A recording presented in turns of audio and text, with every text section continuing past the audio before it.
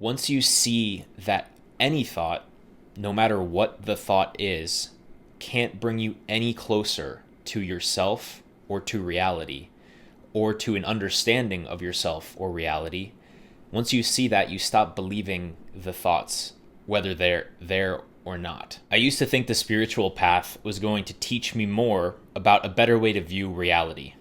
But actually, it turns out that a sustained period of not knowing is actually what allows you to unravel your identity. A sustained period of not knowing is what allows consciousness to see itself more clearly on its own. It's ultimately not knowing that allows you to drop the ways that you're fighting your own awakening.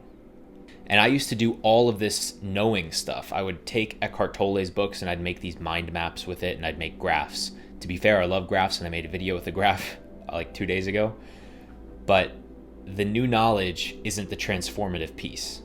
It's what allows you to drop the knowing and sustain a period of conscious not knowing that actually produces a deep experiential insight and transformation.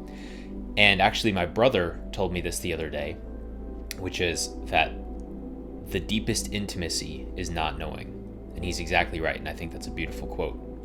So what I'd like to do with this video is explain a little bit more about that and then walk you through an exercise of not knowing. It may sound like what I'm saying is stop thinking, that you're not allowed to have any thoughts, but that's not at all what I'm saying. I'm saying stop knowing that your thoughts are true.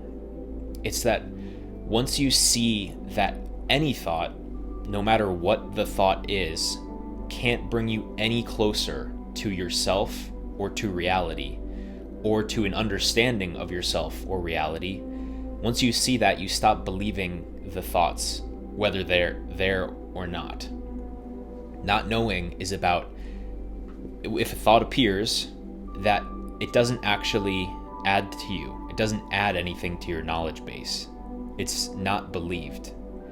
It's kind of like you stay a question mark even after the thought comes and goes.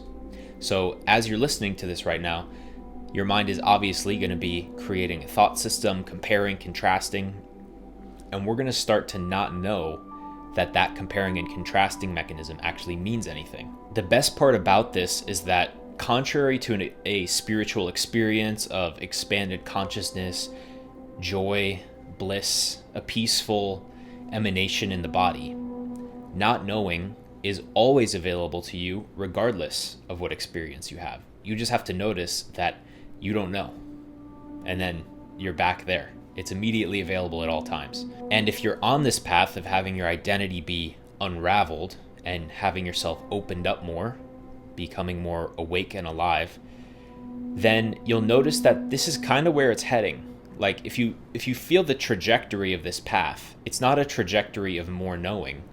It's a trajectory of living in and as not knowing in a more sustained way. And even if you don't care about spirituality at all, I think it still matters.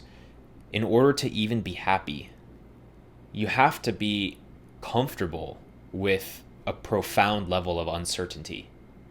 You have to be able to be completely uncertain and completely happy and at peace in that, in order to be happy in life.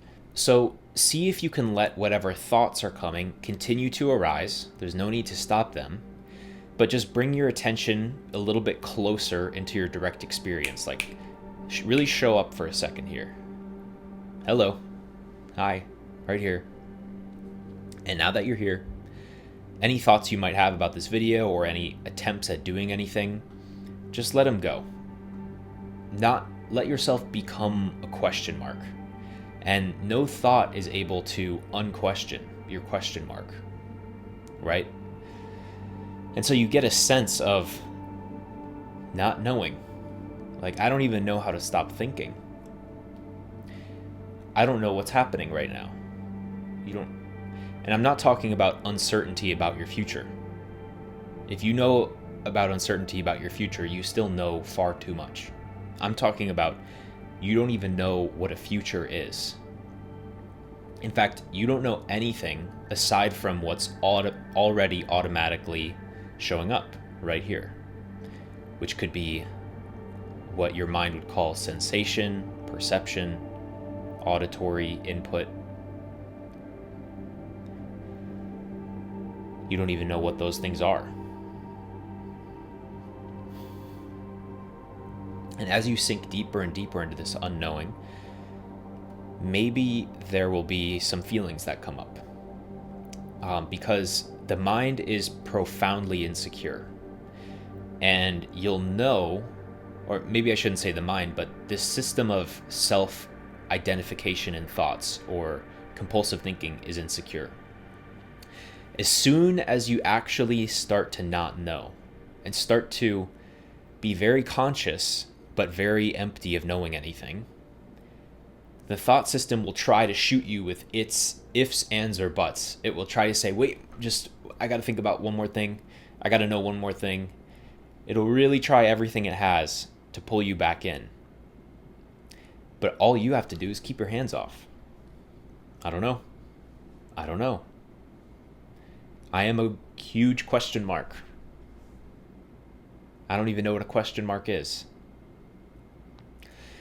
And so as you totally let yourself into not knowing and can stay with me here for a second, oftentimes if that mental system was running, as soon as you get out of its gravitational pull for a moment, you'll feel a relief. Because it's actually a great relief not to know. Our society is based on knowing. Your income that you make that sustains you is probably based on knowing. But when you can actually let yourself take a break from knowing anything, it's a huge relief. And so as you stay here for a bit, not knowing, what you might notice is that there's still something here. I want to hesitate to put a name on it quickly. And I'd say don't put a name on it yourself either. Don't convince yourself that you know what it is. But that not knowing for an extended period, being is still happening.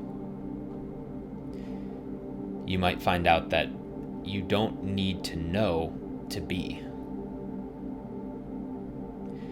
And that's actually a profound shift from the mode of constant knowing, is a shift to the unknowing but effortlessly being side of the coin.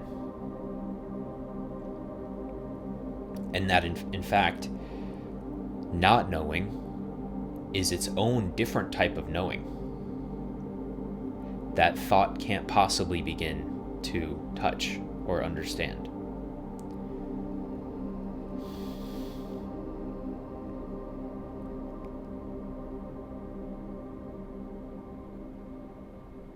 And now that you're here, you can stay here for as long as you'd like. If you need more help, just click the link in the description, fill out the quiz, we'll get in touch. Otherwise, have a wonderful day.